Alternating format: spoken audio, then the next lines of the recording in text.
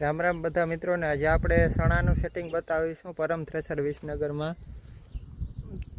મારી ચેનલમાં નવા હોય તો સબસ્ક્રાઈબ કરજો. આપણે થ્રેસરને લગતા ટ્રેક્ટરને લગતા વિડીયો બનાવીએ છીએ. આજે આપણે પરમ થ્રેસરમાં સણાનું સેટિંગ બતાવીશું. આપણે નટરાજ જે 3 શાફ્ટિંગ કોઈ પણ થ્રેસરમાં લાગુ પડશે, જે નટરાજ હોય, પરમ હોય અથવા તો શક્તિમાન હોય. આમાં હવાનો બેલ્ટ સૌથી મોટી ફૂલીમાં રાખવો. તમે નટરાજમાં થ્રેસરમાં તમારે પાછળની બાજુ હવાનું સેટિંગ આવશે, ત્યારે વચ્ચેની ફૂલીમાં તમારે હવાનું સેટિંગ રાખવું. કઠોળની ફૂલીમાં બેલ્ટ, મેન બેલ્ટ રાખવા. જે વચ્ચે મીડિયમ થાય છે આકર લો સ્પીડ, ને આપણે ધાણા જીરાને હાઈ સ્પીડ વચ્ચે મીડિયમ સ્પીડમાં રાખવું. જે વચ્ચે આવે છે બંને બાજુ સરખી ફૂલી હોય છે. ને ચારણાની ચાલની વાત કરીએ તો ચારણાની ચાલ વચ્ચે રાખવી. ને તમારે સણામાં જે ગમે નટરાજનું પરમનું કે ગમે થ્રેસર હોય, આમાં તો પરમમાં તો આપણે એક જ સ્પીડ હોય છે. પાક બદલે ત્યારે ઓટોમેટિક સ્પીડ વધઘટ નથી થતી, કારણ કે અલગ શાફ્ટિંગથી હોય છે. આપણે ટોકરીની સ્પીડ અહીંયાથી વધારી શકીએ છીએ. આ બાજુ વધતી જાય છે, ઓલી બાજુ ઘટે છે. તમારે 10ની ઓટો ફીડરની ફૂલી રાખવી. શક્તિમાન હોય કે નટરાજ, જે ચણામાં વધારે ઓવર સ્પીડથી ઉપાડે. ને ચારણાઓની વાત કરીએ તો ઉપર 10 નંબર, નીચે 9 નંબર. ને તમારે મેં 3 ચારણાનું થ્રેસર હોય તો ઉપર 11, 10 ને 9 નંબર. ને આડા ચારણાઓની વાત કરીએ તો ઉપર 10 ને નીચે 9, ને નીચે 9 ને ઉપર 10 રાખી શકો છો. ને ભૂકીના ચારણાની વાત કરીએ તો 2.5 અથવા 2 અથવા તો 3.5નો તમે કોઈ પણ ચારણો રાખી શકો છો. તો આ હતું ચણાનું સેટિંગ. કોઈ પણ તમને ન સમજાય તો કોમેન્ટ કરજો. તમને બધું સમજાઈ ગયું છે. અને હવાનો બેલ્ટ નટરાજ થ્રેસરમાં પાછળની બાજુ આવે છે, તે છેલ્લેથી બીજી ફૂલીમાં રાખવી. અને આ મેન બેલ્ટ એ જે વચ્ચેની ફૂલીમાં બંને બાજુ સરખી ફૂલી હોય ત્યાં રાખવા.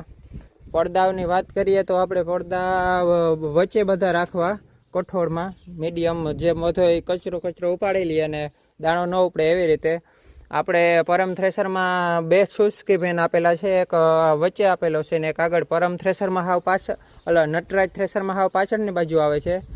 હવાની વાત કરીએ તો કઠોળમાં તમે વધારે હવા રાખી શકો છો, કારણ કે દાણા ભારિયંગા હોય છે.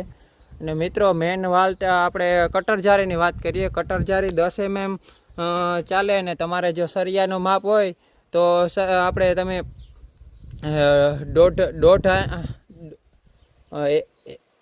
1 આની 1.5 mm થાય છે, એવી રીતે તમે માપ કરી શકો છો. જે 5-6 આની બોલ્સ હોય એ ગુડકે જવો જોઈએ. આ છે કટર જારી. તમે અંદર તમારી રીતે જોઈ લેજો, જે તમારા કંપનીના માપ પ્રમાણે, કારણ કે અલગ અલગ માપ પ્રમાણે હોય છે. 10 mm પરફેક્ટ કટર જારી હોય છે. એમાં પોપટા નથી રહેતા અને બહુ સરખું રિઝલ્ટ આપે છે.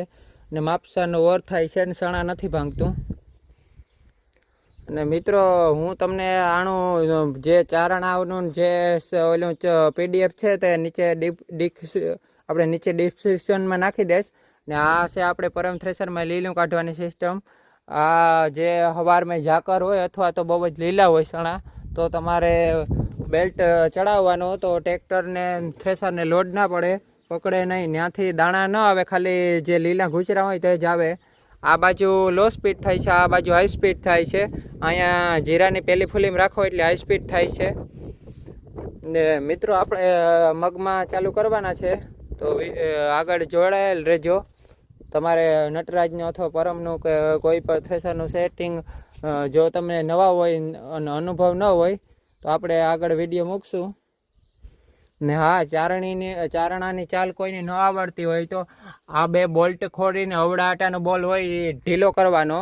તમે વચ્ચે લ્યો એટલે ચારણાની સ્પીડ વધે, પણ ટૂંકમાં ન્યાન ઓલું થાય. ને જે તમે એક બાજુ લઈ જાઓ એટલે લાંબો ઝટકો મારે, તો ચારણો ઓછો ભરાય. ને કઠોરમાં તો વચ્ચે રાખો તો હાલે, પણ ધાણાને વધારે ચાલ લાંબી જોઈએ, ટૂંકમાં ચારણો ન ભરાય. તો મિત્રો, કોઈ પણ તમારો પ્રશ્ન હોય તો કોમેન્ટ બોક્સમાં જણાવજો.